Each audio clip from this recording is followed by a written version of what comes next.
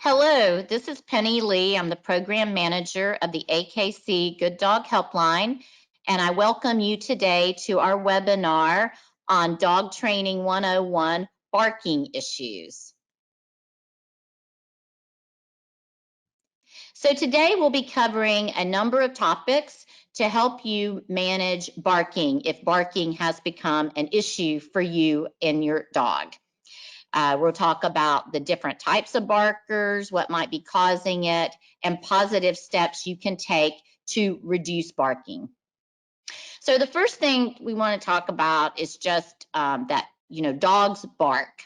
This is the way they communicate with the world. Some dogs have an amazing array of vocalization. Some dogs chortle, they scream, they do little growls. They have lots of ways they vocalize. But it is natural. So you're never going to stop a dog from barking, and you don't want to because that's important for them. However, if barking has become a nuisance, it's become excessive, and if you live in an area where you have lots of neighbors and you're getting complaints, then certainly it has become a real issue for you. You want to be able to keep your dog. So there are steps you can take to help manage it. I would say that there are some breeds that are much more predisposed to barking genetically. The Collie and the Sheltie and many of your herding breeds actually used barking to help move livestock. So it's natural that they use their voice a lot more than some other breeds. Hounds as well, scent hounds, I should say, those that were bred to follow a trail, they use their voice so the hunter could find them. The hunter could track them and know where they located the game. And this can be this can be very loud. It's actually called baying. So they have a very distinct voice and can be loud. A lot of terriers can be some people call it yappy, but they're little watchdogs and like to tell you when something's outside.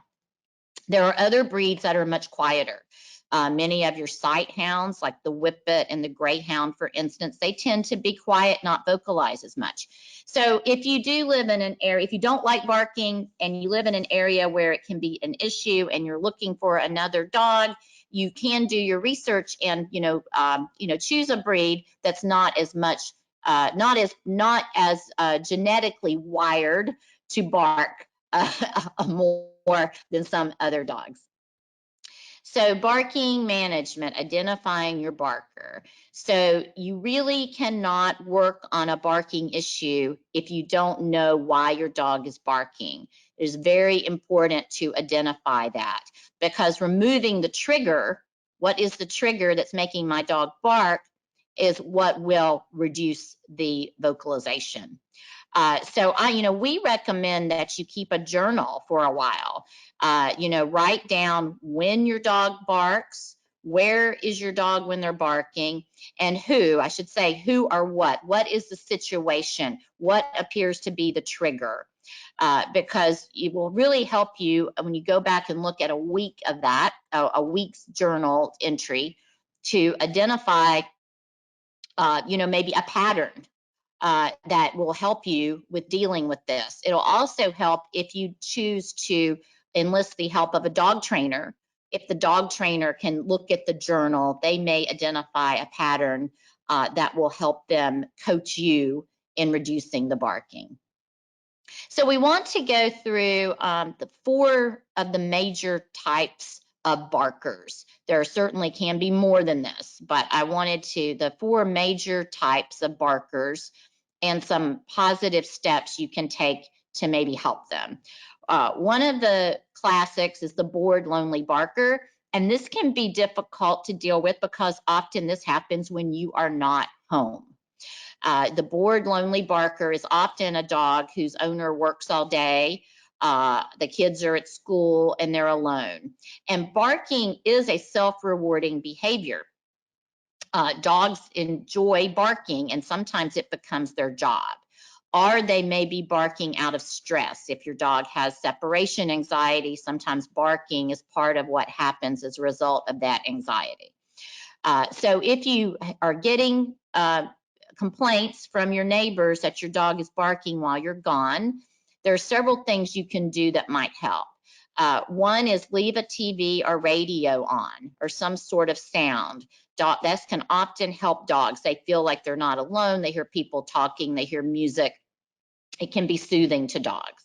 The other thing is, give them some things to do. There are so many great toys now that are interactive for dogs, these food stuffing toys. Now, you do want to make sure it's a toy that would be safe to be left alone with your dog, that they couldn't easily, pull parts of or like destroy the toy.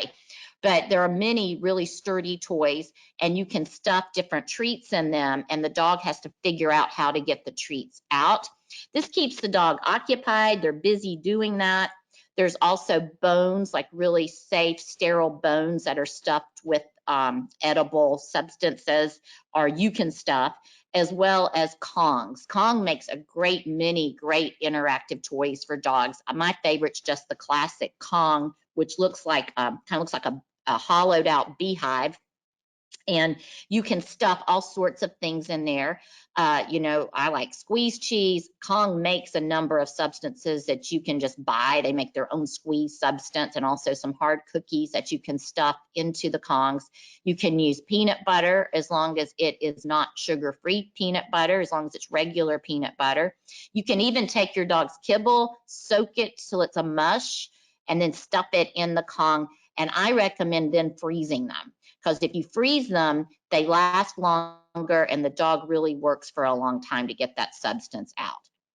If you leave your dog crated during the day, which is really a good thing to do because it keeps your house and your dog safe, you might also consider covering your dog's crate up with a sheet or a blanket. It makes it feel really secure. It's like a den. Sometimes that's soothing and will cut back on the barking as well.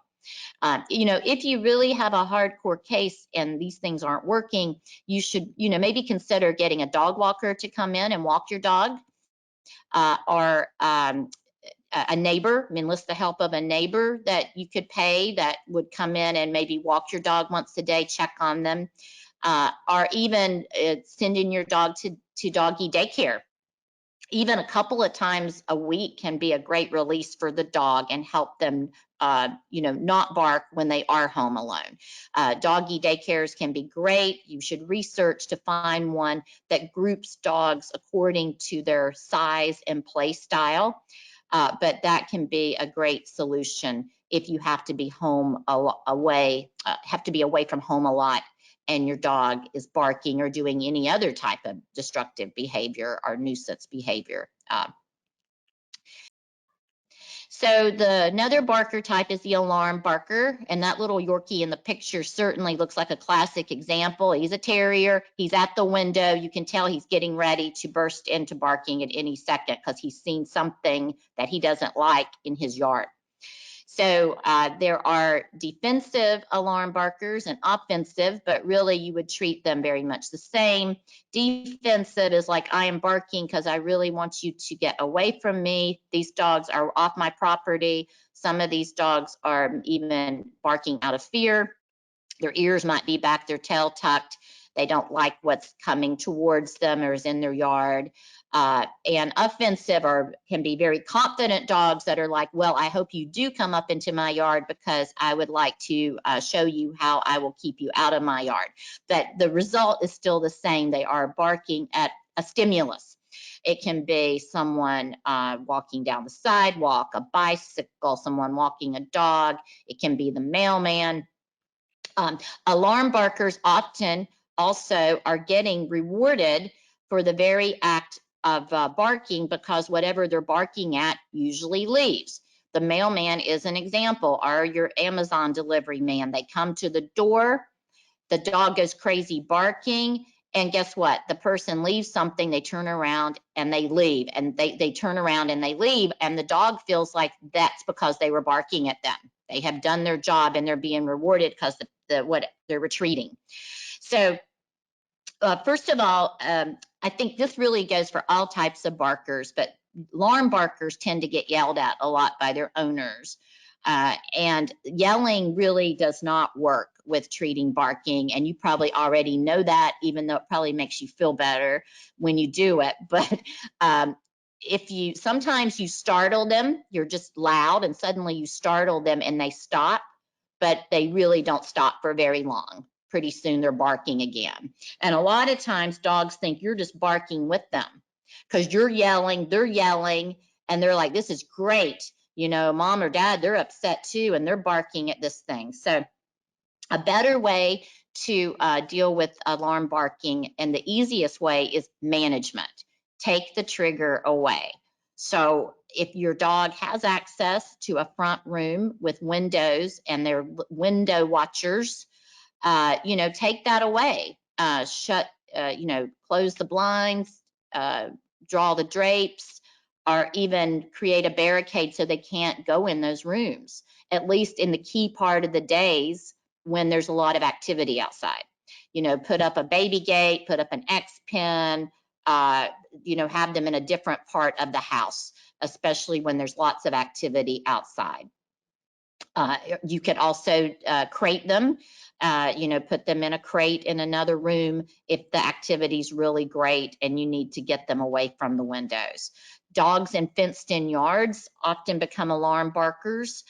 It's usually not good to leave dogs alone in fenced-in yards if you're in a busy neighborhood for long periods of time, because they can get really frustrated. They're seeing things pass by. They want to get to them, whether it's because they're afraid of them, or they're mad at them, or they're friendly and just want to meet them. They can't get to them due to the fence barricade. This can develop into a lot of barking and frustration. So some options for you is management. Take away the stimulus, put up a privacy fence or other barricade so the dog can't see through the fence. So instead of putting your dog out alone in the fenced-in yard, use the opportunity. If you're lucky enough to have a fenced-in yard, which I highly recommend, go outside and use it as a time to interact with your dog. Throw the ball, throw the frisbee, exercise them. And exercise is another way to deal with barking too, because sometimes dogs bark because they don't get enough exercise and they're just pent up. So alarm barkers, there are really, management is the easiest way to deal with it, but I also recommend teaching them a number of commands, which all dogs should learn. A good recall. So when they start going to the window or going to the fence, you can call them, hopefully before the barking starts, reward them for coming, ask them to do maybe some other activities, or just divert them. Give them a toy, play with them, pull them away before the barking starts. So teaching your dog some good basic commands that can help you divert them is another way to deal with the alarm barker. So the attention barker. So these are dogs that are barking because, guess what? They want you to focus on them, and usually we do.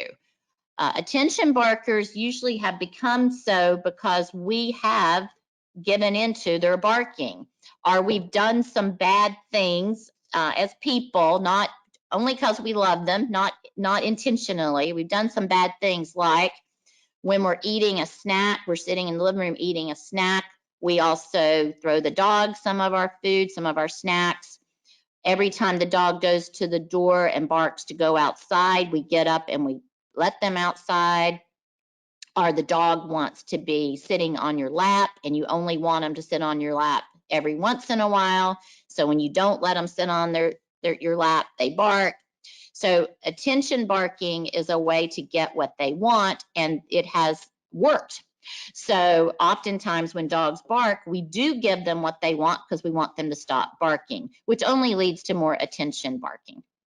So the very, very best way to deal with attention barkers is to ignore them. And this is very hard if you've already been giving into them. But they need to learn barking does not get them attention or what they want.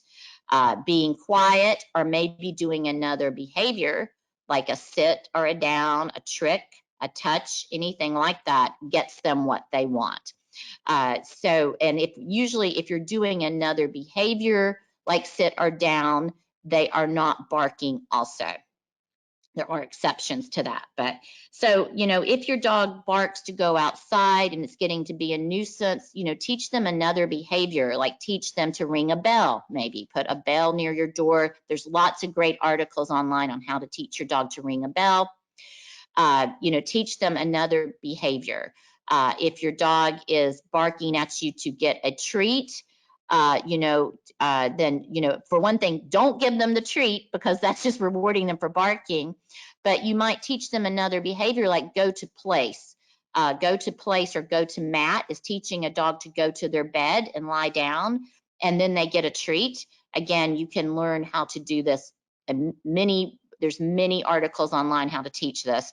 You can send them to their bed and then toss them the treat once they're quiet laying on their bed. So teaching other behaviors besides barking to get what you want is a great tool. Another thing that's really good to teach attention barkers, and actually you can teach all dogs this, of all types of barkers, but is to actually teach a dog to speak. I know that sounds crazy, but putting barking on a cue, like speak, then enables you to really clearly give them another cue, which is quiet.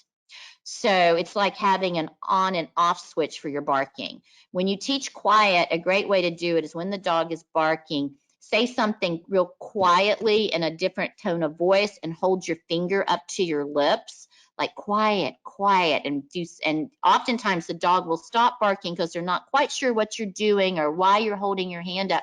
And that enables you to tell them good dog and reward them, preferably with a food treat. So you can actually teach a dog quiet. And if they get rewarded for being quiet, that will go a long way. The other thing I wanted to mention about ignoring attention barkers, which is important to do, not giving in to them for barking or inadvertently rewarding barking, is that sometimes if you have been giving in and you start ignoring them, sometimes the barking gets worse for a while. This is because the dog is trying really hard to get what worked in the past to still work. So I'm going to bark more and louder.